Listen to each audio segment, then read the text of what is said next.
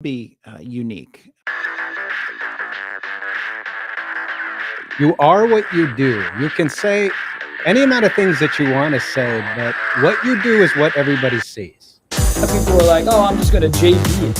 Like, let's just JV it. Like, what the hell does that mean? I cannot tell you how excited I am to hang out with you guys today, so thank you so much. Well, then that end buyer could come back and say, well, I didn't fully understand that it was subject to. That's not a thing. Like, the SEC has thought of all of these things. They've been here since 1932. And you can do what you want with your property. Buyers have time, they have negotiating power, they have options. Oh my gosh, I am blown away by your inexperience, and they've been in business 20 years. And that includes things other people put on your property, right? It's your property to be okay. Suddenly, Cousin Jimmy's in a lawsuit. A novation is replacing one contract or one obligation with another. Out with the old, in with the new. Yes.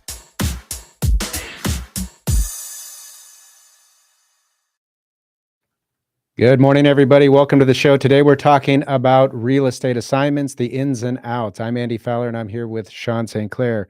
If you're new to the show, make sure to give us a like. You can find us on Facebook. You can find us on Twitter, now known as X, and you can find us on YouTube. On YouTube, we are at INREM Podcast. That is at INREM Podcast. You can also download our podcast and listen to the audio version. You can find us on Spotify and Apple Podcasts. Make sure to go there, download it. Leave us a review. We appreciate it. With that, we're going to go to Sean, who has our legal update. Thank you, Andy. So our legal update's actually a follow-up on a topic that we had on the Creative Finance Collective, where we discussed with attorney Jeff Watson option contracts. And as we were discussing it, I realized, option contracts are one of those things where they're a very valuable tool, but not used like I think that they should be by investors. Instead, they're doing different things that, trying to accomplish through, maybe novations and purchase contracts and things like that, things that they could actually accomplish better through options. So my topic today is, what is an option to purchase and when should it be used?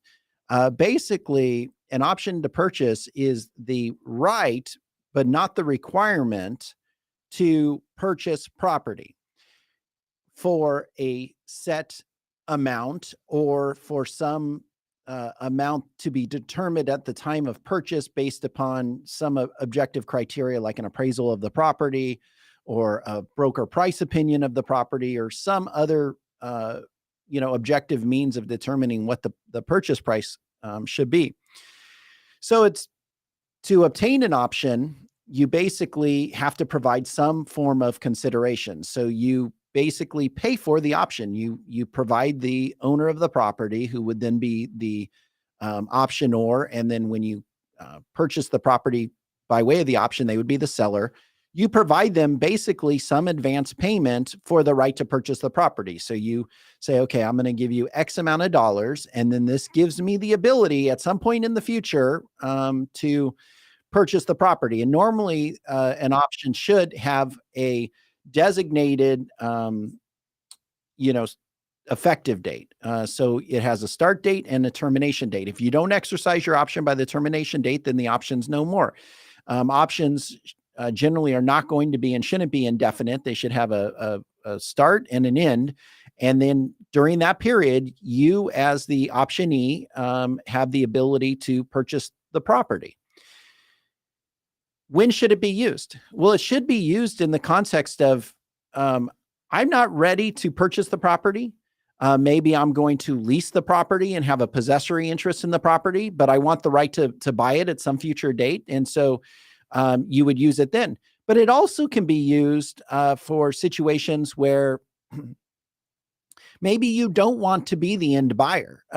Maybe you want to have the ability to purchase it, but you also want to have the ability to have someone else come in and step in and take your place as the purchaser of the property through an assignment of the option contract. So you can put in the option contract that you as the optionee have the ability to assign the option contract to a third party. And of course, similar to a wholesale transaction where and we're going to talk about this today, where there's an assignment of the wholesale purchase contract or the purchase contract,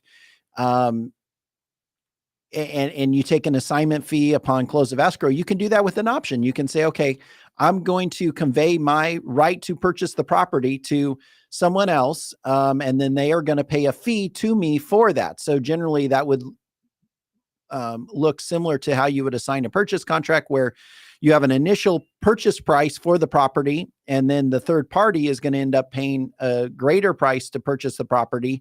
And then you, as the option E and assignee, you're going to receive the spread or the difference between those amounts. Those are really the circumstances that you would use an option contract, is basically to have the ability to and right to purchase the property because you're going to have a possessory interest, or because you're going to convey it to a third party. And then finally, you can also purchase it yourself, even if you don't take a possessory interest, but that's probably not used as often. So an option contract is a right given to you for consideration to be able to purchase property for a set amount at a future date.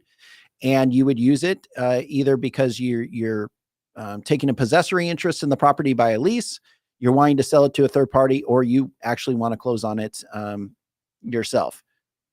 All right. Thank you, Sean. With that, let's get into a few announcements that we have here on the podcast. Don't forget, tomorrow, 5:00 p.m. So tomorrow, meaning Wednesday, every Wednesday at 5:00 p.m., we have the Creative Finance Collective. So what is the Creative Finance Collective? That is a group of attorneys, professionals in the space, the creative finance space, from a variety of different states and jurisdictions that come together to talk about creative finance, what it is, what they're seeing in their respective markets, what they're doing to make their forms better. In addition to all of that, we as attorneys make ourselves available to answer questions to you, the listeners, throughout the entire hour. And we've got members of the collective stretching from Arizona, California, Texas, Ohio, Alabama, Georgia, all over the country. So if you have a question about creative finance, or questions, as many as you'd like, we're there for the entire hour answering them as they come up. So make sure to join us 5:00 p.m. every Wednesday. It's live. You can watch it on Facebook, YouTube, and Twitter. We're there. Make sure to join us. Also, if you have questions today for us and our guests, we're talking about assignments. I know that's a popular topic, especially within the subject matter of wholesaling and other matters, but assignments are an important topic. So if you have questions for that, I'm going to turn it over to Mayu, who can give you instructions on how to go about posting those questions. Yep. Good morning, everyone. We are live on the INREM podcast. And that's right. We are here to answer your questions on the show. So you do know that Andy, Sean, and our guests do take questions live on the show. So wherever you're watching, whether it's from our YouTube or Facebook pages, make sure to leave your comments in the chat below. We only take about 10 to 15 minutes at the end of the show to answer them. So don't wait. If you have a great question in mind, be sure to leave it in the comments and we'll get to it at the end of the show. So I'll turn it back to you, Andy. Let's get into today's topic.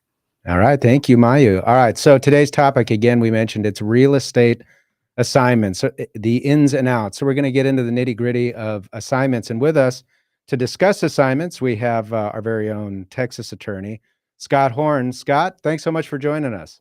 Hey guys, how y'all?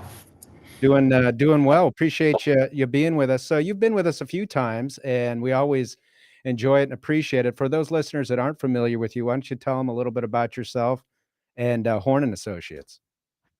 Well, Andy, as you know, so yes, real estate attorney, title attorney here and we're located in DFW, but we do all the Texas marketplace, and we actually do real estate closings, especially in our creative finance world, nationally as well, title and just standardized closings. But my real background, other than being an attorney, is that we are real estate investors, we are real estate lenders, we're home builders, played in the property tax lending game, pretty much everything vertically integrated into the residential single family investment community, with some old commercial experience going back to the mid-late 1980s along the way. And when you've done the sheer volume that we have done of thousands and thousands and thousands and thousands of houses, you just see a lot, you learn a lot, you hear a lot, whether it's from a title perspective, the real estate perspective, the real life marketing, buying, selling. whether it's the legal side, as y'all are talking about today with assignments and how that affects issues. We get a wide breadth of experience just from doing this for some 30 plus years. I won't go beyond that because I think it's longer than that, unfortunately.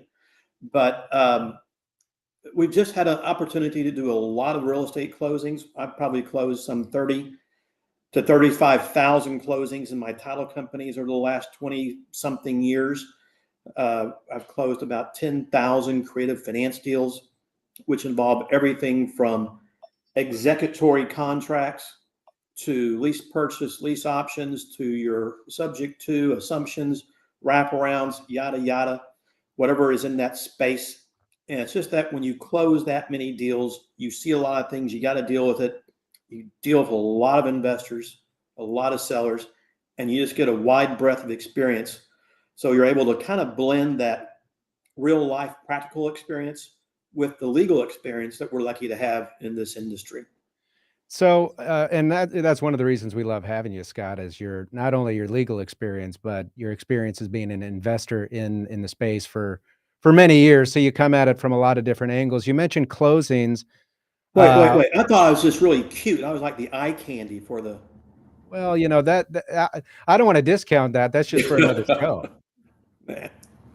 We'll let you take that space, okay? Yeah. Okay. Well, yeah, sure. You also mentioned you close a lot of transaction as an attorney, but you're a title company owner as well. How many states are you able to close deals in? All 50.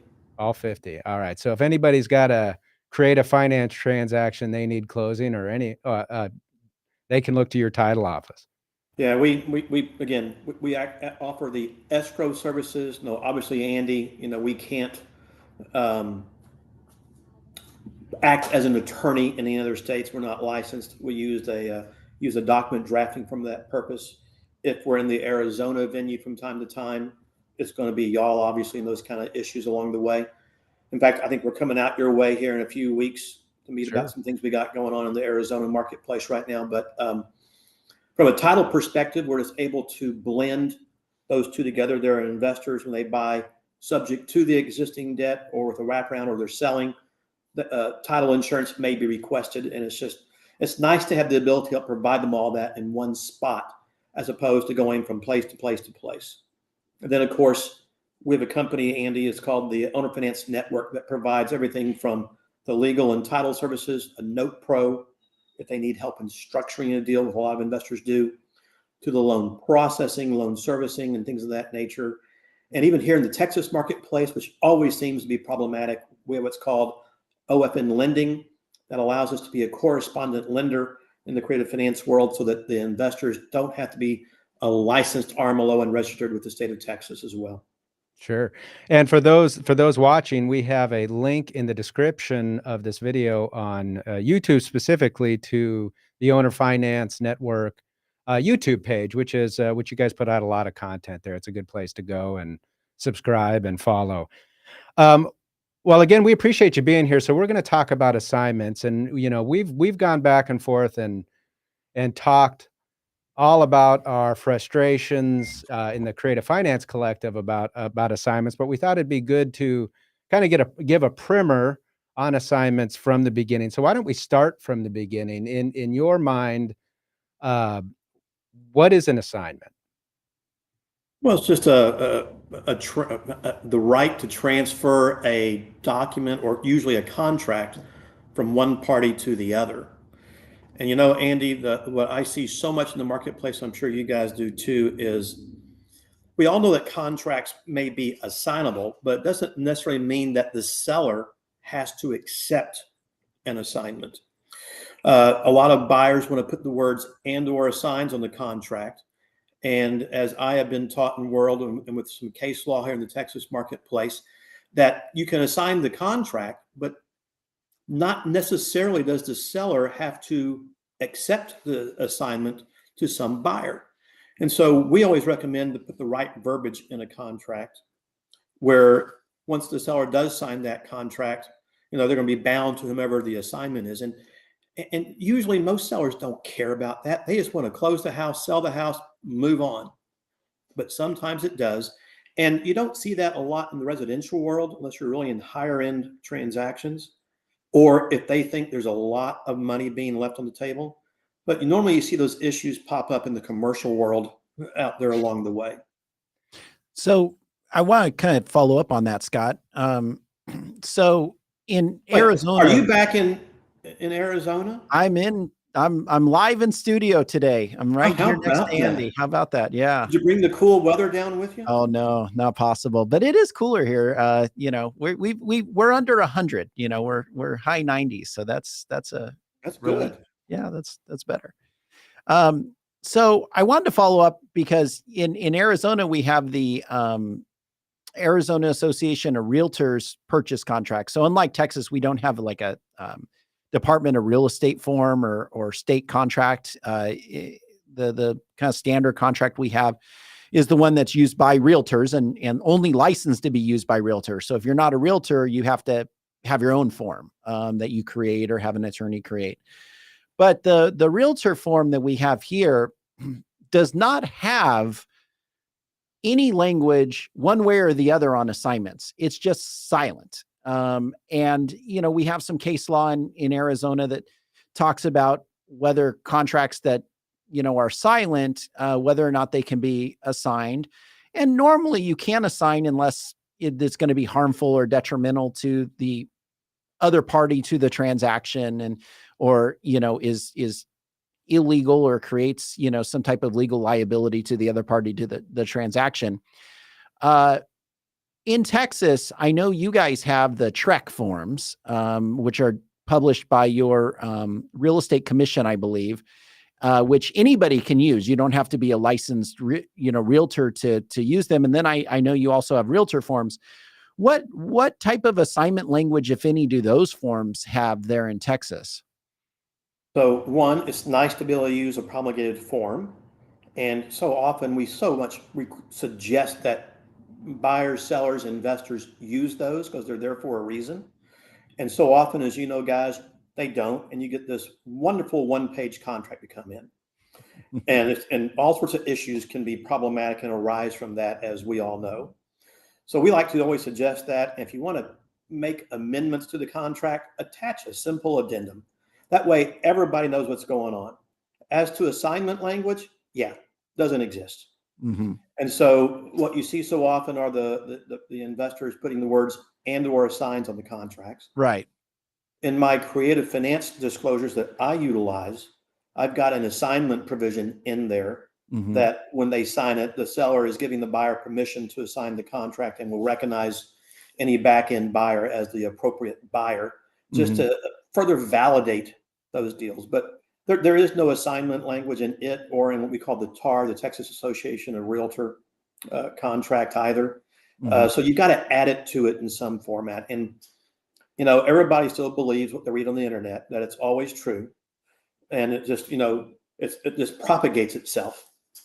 And again, as we all know, it's never a problem until it's a problem. Right. And I always try to err on the side of caution when possible. And, I know investors move fast. And you know what, guys? Sometimes even us lawyers move too fast. Yeah. So it's just thinking through that a little bit. So in Texas, and that's the thing, if you don't add that language, like what you add to your addendum, if you don't have that language, I'm assuming that if certain elements are met, you can assign a contract that's silent as to, assignment, but a seller, like to your point, could come back potentially and say, hey, look, no, I'm not agreeing to it. Well, now, in order for you to assign it, if the seller's not agreeable and writes to the title company and says, no, I'm not going to sell to this end buyer, I mean, now you're stuck with litigation unless you have that magic language in the contract, right? Well, I believe that's the case. I've heard that all contracts are assignable. Again, as you just mentioned, does the seller have to recognize it? I think is what becomes the issue there. So I always prefer to err on the side of caution with that. And again, as we said, the great majority of the time, it's never an issue or a problem. It's only that one time when it pops up and it nips you in the rear end, you go, dadgummit, I should have done X, Y, and Z. Yeah. Scott, I want to differentiate one other legal term, which I think sometimes sounds similar to people, and may even confuse people or think that they're talking about the same thing. But what is an assumption, and how does an assumption differ from an assignment? Besides night and day, Yeah, but besides everything? Yeah, everything. yeah. I want to go back 1 minute, guys, just real quick in regards to the assignment. So, of course, Texas passed a new ordinance statute back in, I think, 22 or it may have been 20, where on an assignment, you have to actually identify that you're simply assigning the property and not selling the property so that the assignee clearly understands that. Seems kind of elementary to us, but if you're not in the industry, I get it. So that clause has to be in there. So assignment and assumption. So an assignment, as we already said, is just giving a third party the right to step into the shoes of the buyer and take over and close the transaction as the original buyer.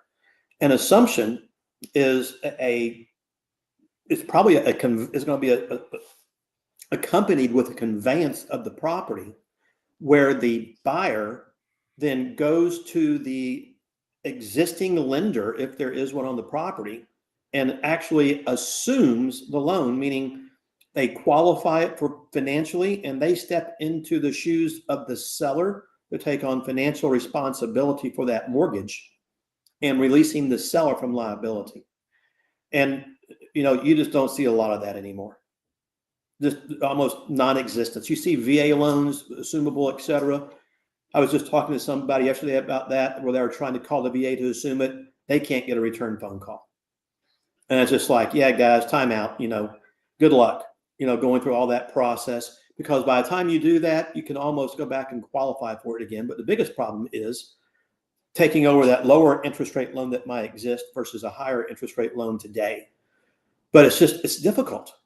Mm-hmm. So when we talk about assignments and we're talking about investors, a lot of times we think, wholesale transactions. But what a lot of investors don't understand is assignments have been around. This whole idea of assignments have been around forever, especially in the commercial space. Pretty much, 60, 70% of the commercial transactions that I, represent the buyer on, with due diligence and contract drafting and things like that, the end buyer ends up assigning it to an affiliate for tax planning, asset planning, whatever the case may be. And in that case, it's a pretty simple process because normally we've built in language to the commercial purchase contract that says they can assign to affiliate. No, most commercial sellers do not want you assigning it to a third party. They will not like that language. So normally you just have to say, well, it's an affiliate where either the member or the actual buyer has 51% or more interest in the new entity that's going to take title. In that case, though, what's your experience? I mean, the form is pretty simple. I mean, what are you looking at in that type of transaction to assign a purchase contract? What kind of form would you be using? Well, there's no promulgated form for an assignment of contracts. You've got to create it. Right. And no, I do agree with you. In the commercial world, it is one way, but similar, I think, to the residential world. There are so many issues that become problematic right now in the real estate marketplace. It's crazy with assignments. The first question is does a buyer want to utilize an assignment of contract where the seller is going to know the amount you assigned the property for? And is that going to be an issue with that seller or not? And then did you have sufficient language in your contract allowing you to assign it and then accept it so it doesn't become a problem? Or is the seller another investor, and that investor is going to see how much money you're assigning the property for and go, yeah, we ain't doing business anymore, or we're really going to renegotiate our deals in the future. So you run into those kind of issues that have to be thought about as you're putting together an assignment, whether you close it under an assignment or a double close in title or a transactional funding type scenario, possibly. But when the investors assign their contract, they're not thinking about so many things. Now, you see so many contracts here in Texas where the investors have put up earnest money of maybe $10. Okay, not a big deal. But what if you put up earnest money of $10,000, which we see them do a lot. Mm-hmm. Yeah. It helps to secure that acquisition. And then they're entering into an assignment. They don't remember or realize that they're actually assigning the contract and that earnest money to the back end buyer. So they better be accounting for that earnest money, in the contract along the way. So I think that's something that I think investors really need to be focusing on. And when they draft the assignment, ensure that that assignment fee covers any money they may have prepaid for the earnest money. And maybe they want to get that paid up front at time of assignment to reimburse themselves that in some regard. The other thing I think investors really need to think about as they are considering an assignment and constructing their assignment document is, what is their current role? What is their future role, if any? And, in a real estate transaction, anything can happen. A seller may not be able to convey title for some issue. Well, if the investor paid the entire assignment fee up front, and sometimes to the investor, and all of a sudden title can't get delivered, how are you going to get your earnest money back or that assignment fee back? It's usually gone unless you want to file a lawsuit. Right. So you got to be thinking about that when you construct that assignment. I think also, besides that, is when you are assigning it, what if the seller can't convey title, do all the assignments just terminate and everybody can walk away and shake hands, or does something else happen? Okay. Do you have to consider when you're constructing the assignment, what happens if the buyer can't perform, right? So does the assignment revert back to the original assignor so they can then renegotiate with the seller or not? Maybe. Or what if what role, if any, does the assignor want to play between seller and buyer? So many people who are assigning contracts, they don't realize that when they assign the contract, they are no longer part of the equation. They're done. Unless they have reserved that right. Right, Sean? Yes. Right. Yeah. And then what role can they play? And they don't ever line that out sufficiently.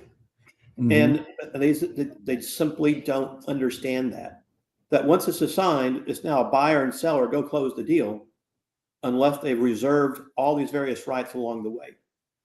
Yeah. So let's break that down a little bit. So back to my example on the commercial transaction, if I'm assigning a contract to an affiliate, I'm not going to have all this fancy language as far as assignment fees or anything like that. It's going to be a very simple 1-paragraph, 1-page document that says, I, the buyer, am assigning to this LLC all of my right, title, and interest in the purchase contract. That gets delivered to the closing agent as well as the seller, right before closing. All the paperwork then is amended to reflect the new entity that's formed to take title. And that's it. But the thing about that assignment is it's assigning everything, all right, title, and interest in that purchase contract to this end buyer. And it's not reserving, pulling anything out. There's no assignment fees, etc.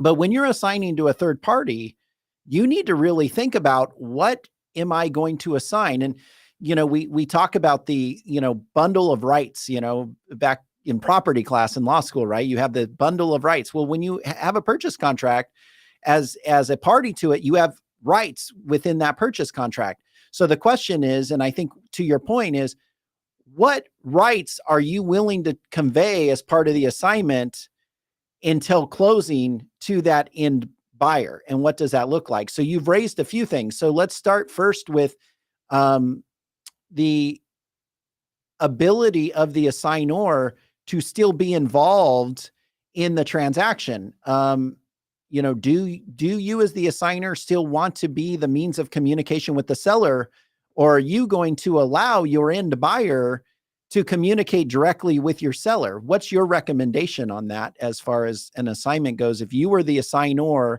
the original buyer, are you going to want to pull back and keep for yourself the communications with the seller? Or are you going to want to assign that?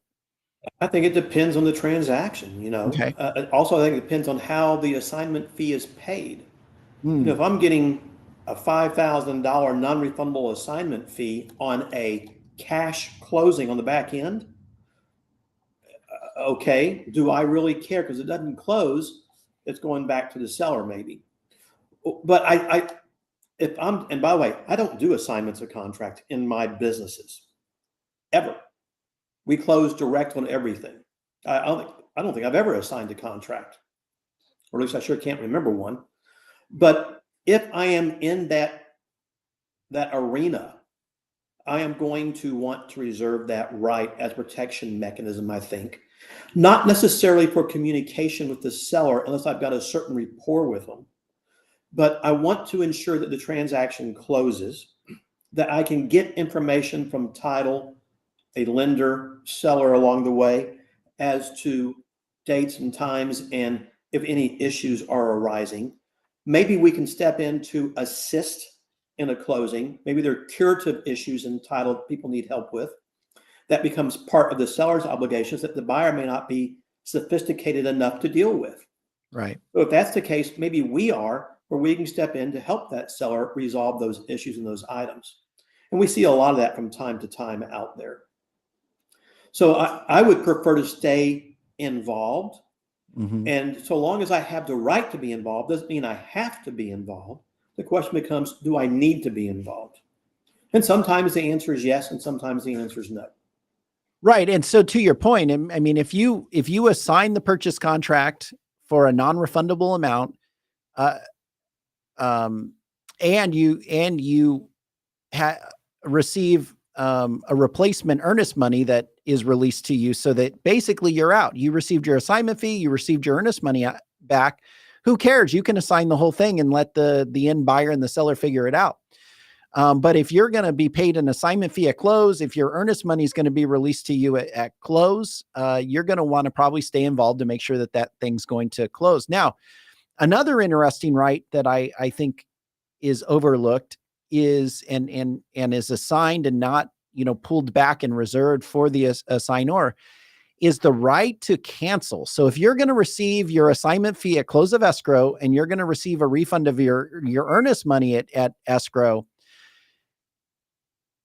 you, in my view, would want to probably reserve for you the sole ability to cancel that original contract, as opposed to allowing the end buyer to communicate with the seller and enter into a cancellation.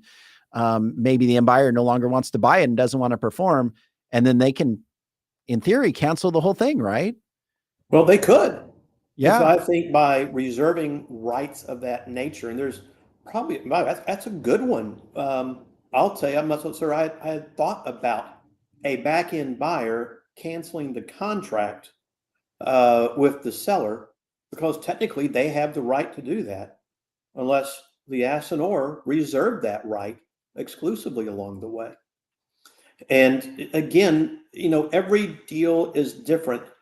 And, I see there are good wholesalers in the marketplace out there who have very extensive assignment contracts that help to cover a lot of these issues. And one of the things you learn in this business, both as a lawyer and as the investor, is sometimes you don't know it all. You might think you know it all. And as you see new things pop up, or as things happen to you, you add it to the repertoire so it doesn't happen next time, because all sorts of things can come up. But I think in the investment business, which is primarily what we're dealing with, I think, and primarily in residential versus commercial, because commercial is really a whole different animal. Mm-hmm. That is usually pretty easy, and buyers and sellers can sign off on the assignments along the way to affirm those kind of items. But in the single family world, it just doesn't happen, because we're dealing with homeowners who aren't investors, who aren't attorneys, who never seek counsel of any type. They might have a realtor. Well, that doesn't help any, and they're trusting that the investor is doing the right thing. But when you're dealing investor to investor on that back end assignment, who is that back end investor? What's your degree of of comfort that they're going to get this deal done and closed. And I think the more language you can have in your assignment to cover all your bases, the better. You don't have to deal with the issues, but reserve them in a way so that if it does happen, you got it. Well, and you brought up a point, I think, a few weeks back on the collective, which is when we were talking about assignments, the idea that unless you reserve the right of, or you put an immediate cancellation clause in that assignment, that the assignee actually has the benefit of a cure notice from the seller. So, the purchase contract, I don't know about Texas, but in Arizona, our standard Arizona Association of Realtors form has a 3-day cure notice. There's contracts out there, one of which, I've drafted that would have a 10-day cure notice. You can put whatever day, length of cure notice, that's reasonable within the purchase contract. But unless your assignment says, hey, if you don't close by this date, the contract's canceled and reverts, then technically that assignee could not close, and then the seller issues the cure notice, and then the contract goes by the wayside, and you have no ability as the original buyer to save the transaction, right? You're exactly right. Well, here in Texas, though, again, you have a closing date. Mm-hmm. And it's a hard date. If you don't close, okay, you're technically in default on the next day. Right. Unless there are reasons from a title perspective that the seller can't convey title. Now, when those things happen, you always suggest that there's an amendment to the contract.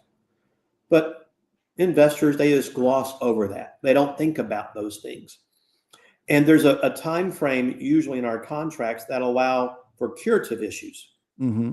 But if it doesn't get done, that's when buyers and sellers need to be proactive in doing an amendment to the contract in order to protect all parties involved. And probably the assignor should be part of that,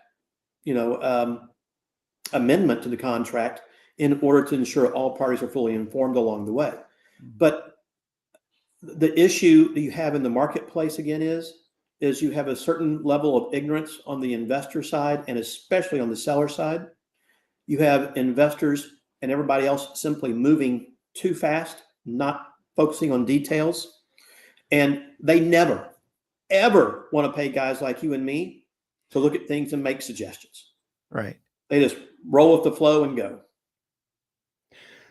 Scott, when we talk about assignments, and we've mentioned this, Sean's mentioned this a couple of times, you've brought it up. We in the real estate world, we think of wholesalers, and a lot of folks who watch that from the outside think, well, how are they doing this? They appear to be engaging in the sale of real estate, but a lot of them aren't real estate agents.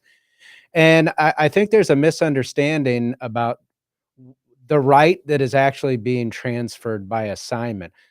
A wholesale assignment, it's not really even a real estate conveyance, is it? What is it? What are we conveying? Conveying the rights under the contract for the option to buy the property. Because a contract for sale is an option. Mm-hmm. No agreement between the parties, basically. Yeah, and at the end of the day, our objects, if we're not talking about people, our things are going to fall into a couple different property classifications. It's basically two: real property and personal property. And a right under a contract is personal property. So we're talking about an assignment of that. So of course that's what it is in the real estate context, and that's I guess kind of the answer probably in a lot of states as to why people are able to be involved in wholesaling without necessarily being a realtor, having a real estate, being a licensed real estate agent. As you guys know, there are some states that do require you to be a licensed agent in order to enter into a wholesale in a contract or an assignment contract. Texas doesn't have that yet at this time. I don't think Arizona does either, but there are a few states I think that do. I couldn't tell you which ones, but I've heard of them out there. And you always wonder, is that forthcoming or not? Because unfortunately, in our world, we have bad actors who they either try to manhandle the situations, do things that are improper. They've assigned a contract to one investor to get an offer for a much higher price. They try to terminate one to go to number two, or whatever could occur out there. And it makes you wonder that you get enough bad actors causing enough problems. Will the state legislatures, just put more requirements out there on the investment community where you may have to be licensed along the way? So you hope that never happens.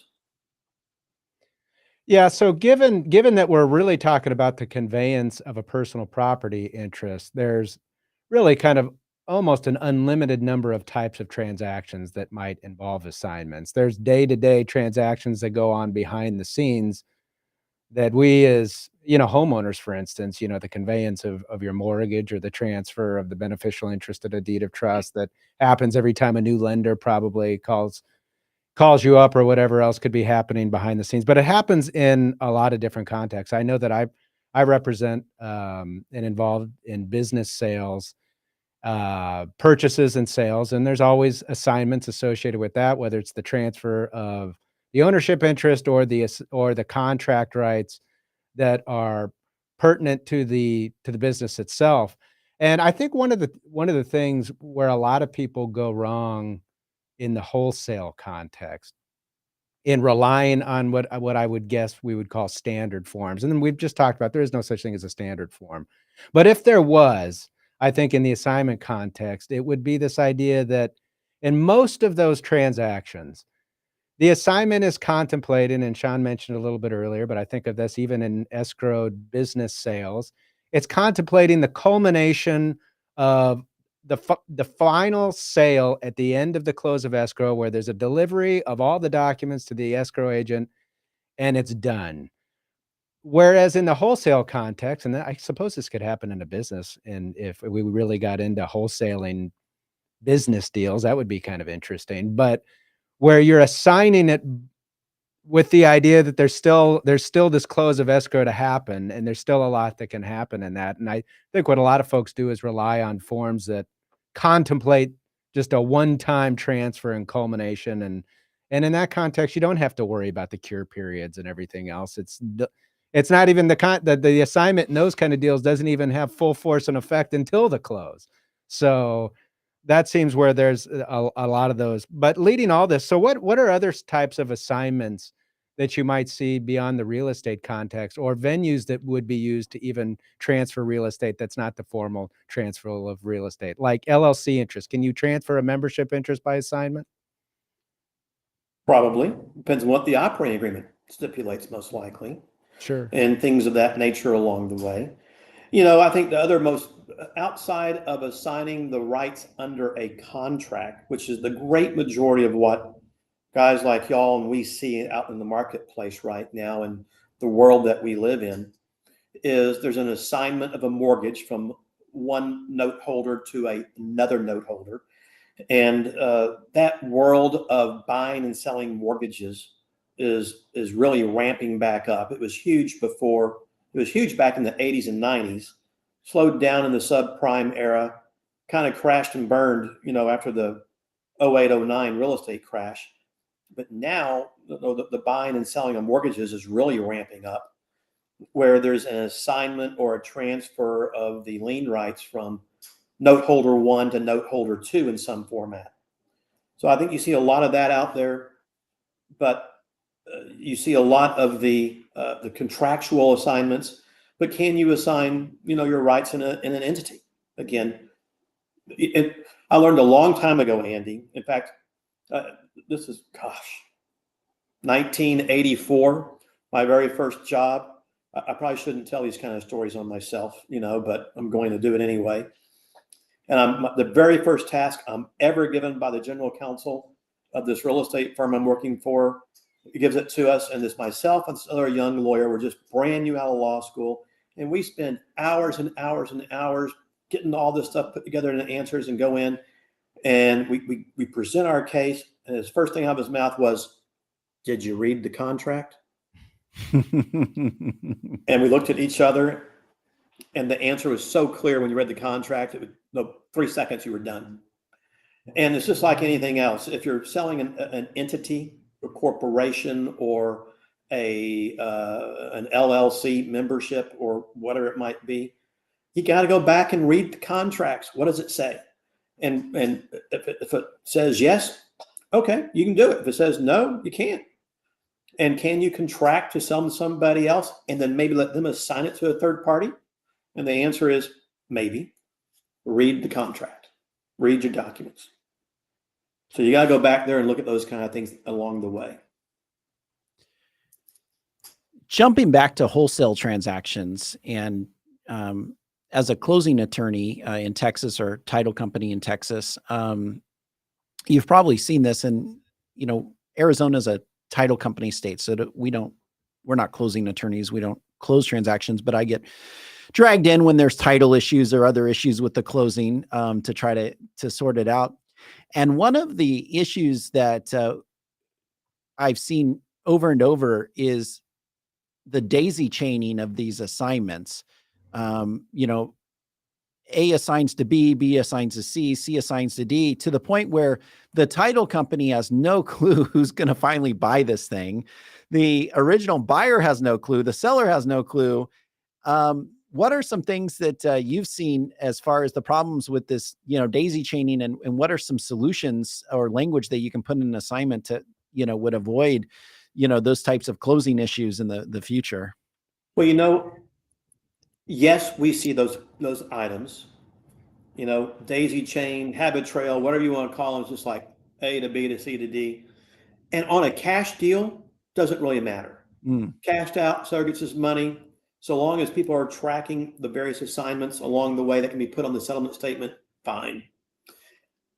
From my end, the biggest issue is if you're not doing a cash transaction, but you're doing some type of a creative transaction, whether that's a subject to acquisitions, the seller finance, or a wraparound with a seller, let's say, where's the communication with the seller to let them know who is buying the property?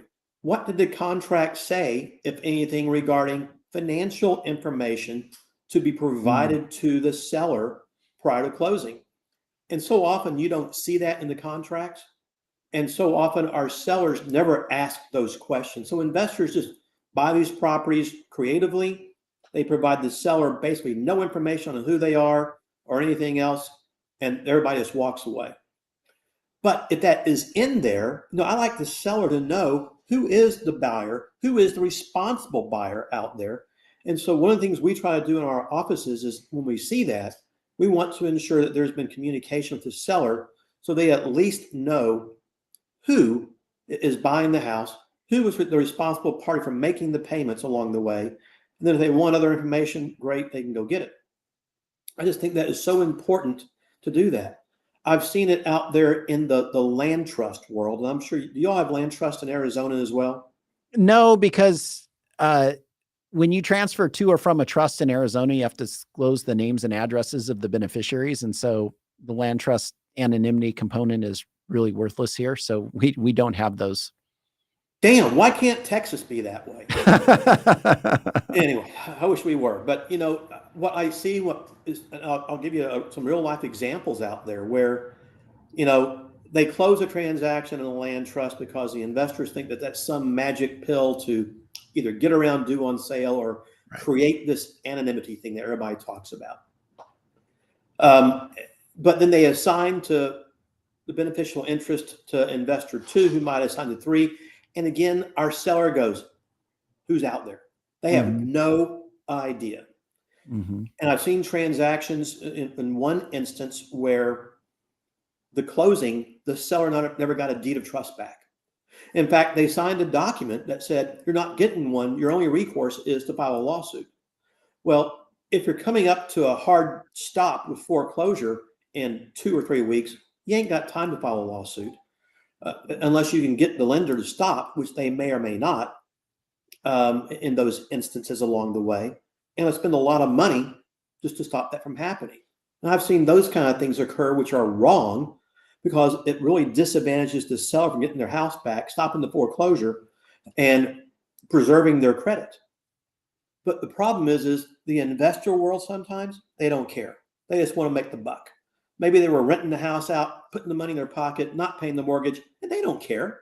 Nobody knows who they are or who's out there without a whole lot of research. And that's why, of course, changes our laws. I had one situation years ago where I get a phone call out of the blue from a lady whose house is being foreclosed on. She has no idea who's making the payments. And of course, payments aren't being paid. And there had been 5 assignments of beneficial interest. So she brought me a copy of the land trust. I just, out of sheer luck, knew who the trustee was. Picked up the phone, called them, boom, had a deed that afternoon in my hand, deeded it back, took care of it, was able to solve the problems. But that's rare to happen out there. So I think having the investors think for those kind of things also is so important along the way. Well, and you raise an interesting point. Our office does a lot of investor representation, but assuming we don't have conflicts, we also represent sellers and creative finance transactions. And one of the things, as attorneys that we're trained to do, I remember in law school, I had a torts professor who would call on us and say, okay, you read the case, who should win and why? And you would have to make the argument. And they say, okay, now the party that you thought should lose, I want you to argue why they should win and present, an argument. And so we're trained to be on both sides of an argument, but we also are trained to be on both sides of a transaction. And so, in my view, it is important for sellers in these types of creative finance transactions to obtain their own legal counsel and their own advice so that those types of situations don't happen. So it's not, a one-sided transaction. So, obviously, the forms that I put together, whether I'm representing the investor buyer, are going to be a little bit more investor friendly, obviously not over the top. So that, the situation that you're presenting is not going to occur, but it's still investor friendly. But on the flip side, if I represent a seller, I'm going to put together more seller friendly, provisions and terms that still allows the investor to accomplish the objective, but at the same time, providing that extra protection. So I think what's overlooked a lot of times in this whole, creative finance transaction, wholesale transaction, whatnot, is that the transaction can still happen, but the seller should, be encouraged and provided the opportunity to seek their own counsel so that, their interest is protected. So those scenarios that you're talking about don't occur where the seller's like, I have no clue. All I know is I don't own the property anymore. And now I'm in a foreclosure proceeding, that shouldn't happen. The biggest problem is, Sean, again, call it what you want. The whole world is cheap. Sellers, they just want out. They don't care. They never ask for counsel, ever. And we can't just volunteer it. Right. You try to do a few things. The investor side of the equation, same thing. Mm-hmm. Almost never. They may be closing at your title office or at your law firm, and they think because they're doing that you represent them, which we don't. Mm-hmm. And there's only so much advice you can provide somebody without crossing that gray line of, providing legal advice and things of that nature along the way. But you are exactly right. And what, to me, it's an education thing for the industry, mm-hmm. is do the right thing. Take care of the people involved in the transaction. It's okay to have some communication out there. You don't need to hide from the world for everything. I keep trying to tell investors that if you go out there and you're going to defraud somebody or create a problem, you know what? There's going to be a lawsuit. They're going to find you and you're going to get sued. I don't care how deep your veil is. They can get there eventually, for the right things. Yeah, it might be a little more problematic. Well, if you really mess somebody around, they're coming for you, whether it's in the state court or federal court or whatever it might be. And thank goodness I'm not that guy that does those kind of things, because I don't want to deal with litigation. But there are guys out there who do it and they love it and they're good at it, and they'll come out and they'll find you and whatever they want to know. Just do the right thing, communicate, take care of it. I think you do just those things a little bit, have a good working knowledge, like we talked about earlier, of what we need from the assignment, determine what role you want to have in the deal along the way. Protect yourself with good information there and good documentation. Move on. But I just see a real issue in doing that. They all move too fast. everything. They find some Yahoo document on the internet. Oh, it looks good. We're going to use that. But they really haven't thought through it.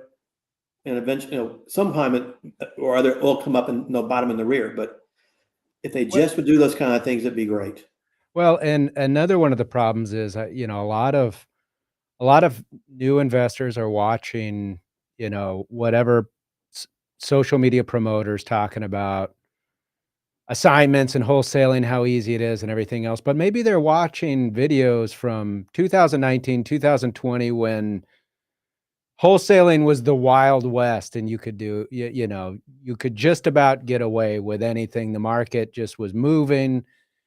But we talked about this earlier, regulators have caught on to the wholesaling, and a number of states have passed laws. Arizona's one of those that's included, and there's other states, and they vary and they change from state to state, which makes it even more problematic.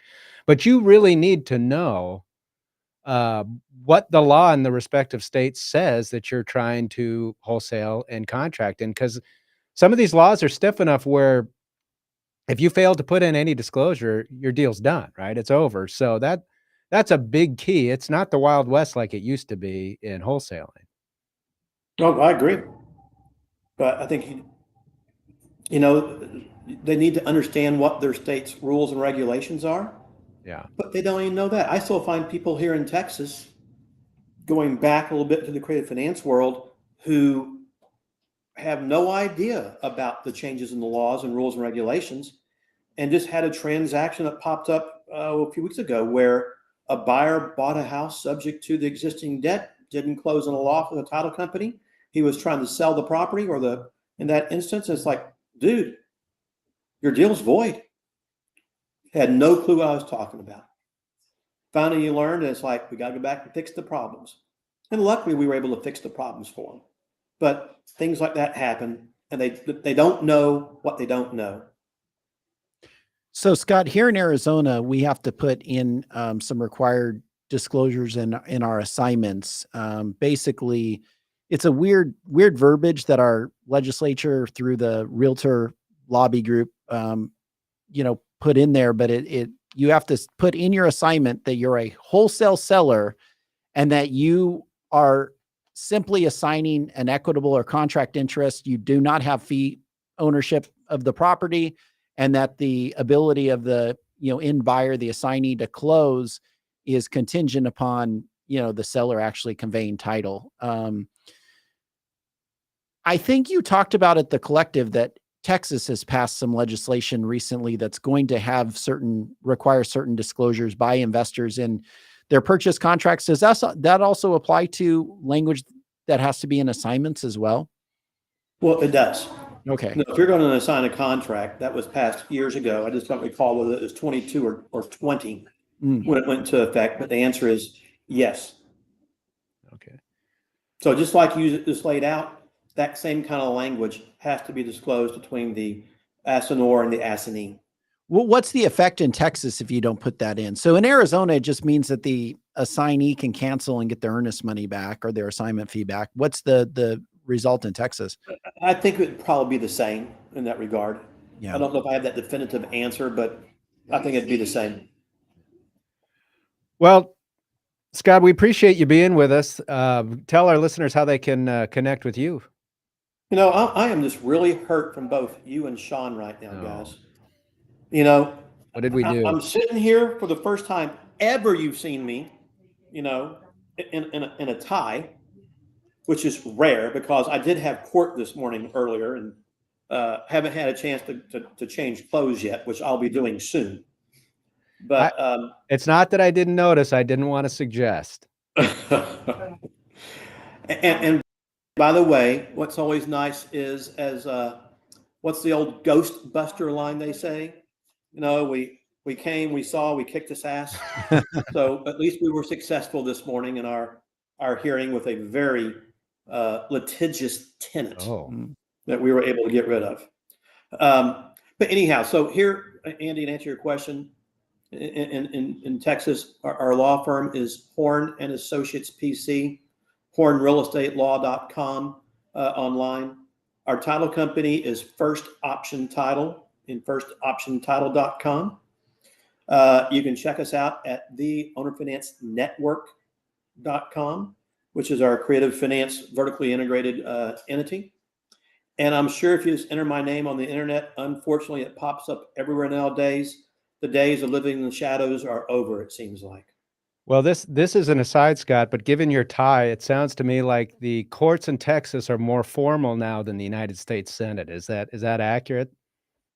No, it appears that way. You go down to Houston, though, and 30 years ago in Harris County, they passed a local court rule that will allow you to go to court in the summertime in a sport coat and open collar. Wow. But yet in Dallas, where it's just as hot, not quite as humid, yeah, we still got to be dressed up. Well, yeah. But No more at suits least in we the look United a little bit States Senate. nicer than our boys in the Senate, and especially that boy from Philadelphia, or Pennsylvania, wherever it might be. All right, Scott. Well, thanks so much for being with us. Look forward to doing with you again. Guys, see you all soon. Thank you very much. All right. With that, everybody, that is our show. Make sure to join us next week. Have a good one and be there tomorrow, 5 p.m. at the Collective. We'll see you then. Have a good day, everyone.